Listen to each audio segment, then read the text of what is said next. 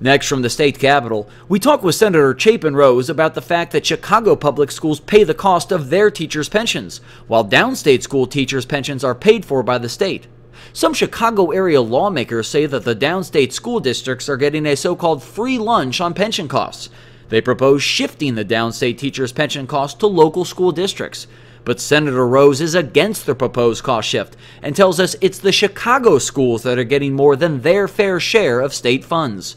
This runs about 8 minutes. Senator Chapin Rose, there's been some discussion in the Capitol relative to how much educational dollars are being spent on Chicago area and versus downstate area, and this has had some impact on the negotiations ongoing with the pension reform efforts. Can you give us an overview first of what the issue being raised by the Chicago lawmakers is and what your understanding of whether they are getting shortchanged or not? So the accusation was made that somehow downstate Illinois gets a free lunch when it comes to education funding. We've done the analysis. Staff's done a great job working on State Board of Elections data to peel away the layers. And in fact, what we find is not only is that not true, but in fact, the only group getting a free lunch in the state of Illinois is the Chicago Public Schools. Fact of the matter is that they're netting $680 million more. $668 million more. Chicago Public Schools are netting $668 million more in state general funds than they would get if you just look at the proportional share of what they should get. So, for example, they have 18% of the kids, of the school kids in Illinois, yet in some areas of the budget are getting 27% and more of those areas of the budget pie for education. In poverty grant, they have 31% of the poverty students, but they're getting close to half the money. Okay, PTAL, 18% of the kids, but getting close to half the money. And so what we know here, and this is very important from a transparency perspective, because we've never had the data to prove what I think most people in downstate Illinois have thought, one, but two, it's pretty ridiculous when a Chicago leader says, well, you guys are getting a free lunch, and then it turns out, oh, wait a minute, the only people here getting a free lunch are you guys.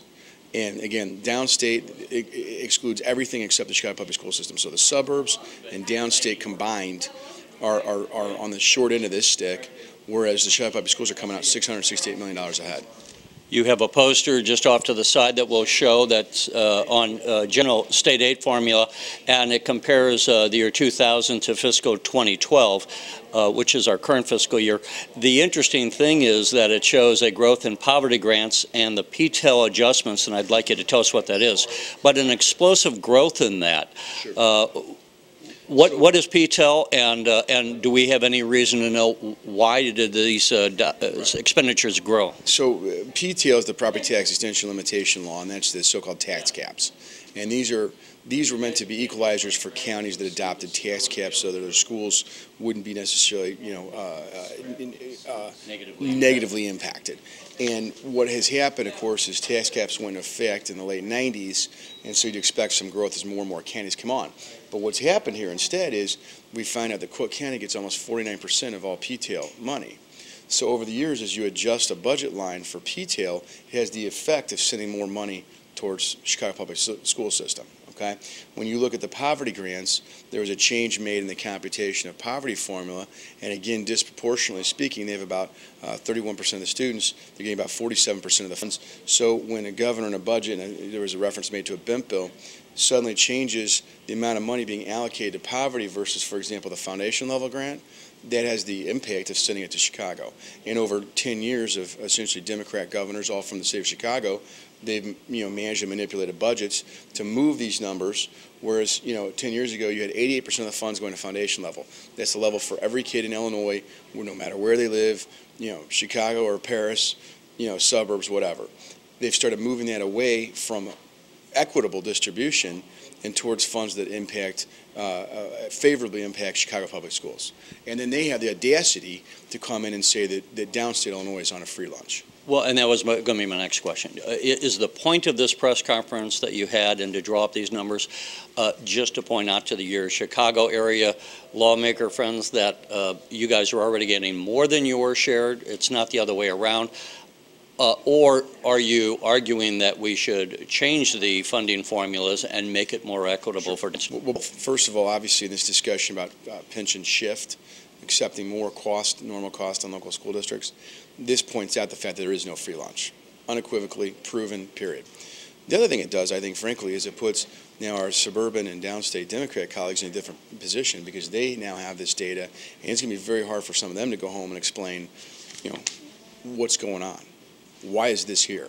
And the hardest thing, and you heard the leader refer to it, has been the lack of transparency and how hard it was to get these numbers to begin with. And that was the last thing I wanted to ask you. Why do we have these numbers now? And just talk a little bit about how these numbers came about where they weren't transparent. Because when you go into the state aid formula, it's a dollar amount going in the state aid formula that's distributed. And then you have to work with the State Board of Education to get how it's actually going and where it's going. And it'd be different if you had some marginal, difference in dollars and, something that might be on an acceptable variance limit from a statistical standpoint. When you get this far out of whack, there's a major problem. And I think that's the real opportunity here is for us as downstate lawmakers to work with, both sides of the aisle, suburban lawmakers to work both sides of the aisle and say, this isn't right. And so one, it is about impacting the pension debate on this issue of shift. It's also about fixing this, what has become a major problem. And are you asking for this to be in a line item in the future so you don't have to be mining the data as hard? This is how we're going to, I think from my perspective as a member of the Appropriations Committee, we're going to start asking how this impacts whatever they do. So, for example, we've already applied this analysis now to the governor's budget, introduced budget. We've now applied this to the governor's introduced budget, and we find out that, again, he's cutting the ones that impact downstate and suburban districts, but he's actually increasing the funding of the ones that impact Chicago Public Schools. You're watching the Illinois Channel.